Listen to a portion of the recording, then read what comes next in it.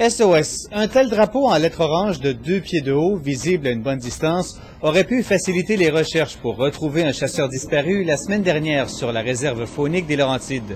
Le comportement d'un chasseur qui est perdu. Ou cet homme réfugié sur une île du lac Saint-Jean il y a 2 semaines. Ou ce couple disparu pendant 48 heures près du lac Klemka il y a plus d'1 mois. Un motoneigiste pourrait en avoir besoin l'hiver prochain. N'importe quelle situation, t'es mal pris, il faut que tu fasses des signaux, t'as rien.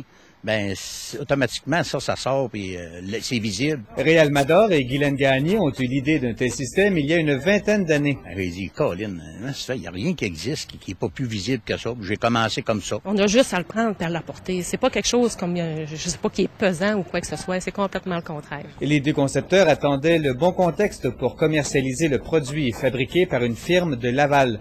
3 commerces du Saguenay-Lac-Saint-Jean le proposent à leur clientèle depuis 2 semaines, mais une centaine d'autres ont été sollicités. C'est beaucoup plus visible que des petits rubans rouges qu'on va mettre. Et puis, s'il arrive un accident, on a besoin de secours, on est plus facilement repérable. Pour le prix que ça coûte, ça vaut pas la peine de s'en passer. Le drapeau a été produit à 4000 exemplaires et d'autres sont en préparation. Certaines veuves de la chasse ont déjà trouvé le cadeau de Noël à offrir. Les madames, eux autres, sont peut-être un petit peu plus inquiètes en arrière. Donc, c'est elles qui viennent à la maison pour dire « J'aurais besoin d'un drapeau. » Mais tant qu'à être rendu, je pense que je vais faire mes bas de laine puis je vais m'en remettre dedans. Ça fait que ça part à coup de 8 puis 10. Que tout le monde en aille un, mais que personne n'aille à s'en servir vraiment pour être mal pris. Les 2 concepteurs présenteront leur drapeau au prochain salon plein air de l'UQAC en avril prochain. Jean Houle, TVA Nouvelles, Saguenay.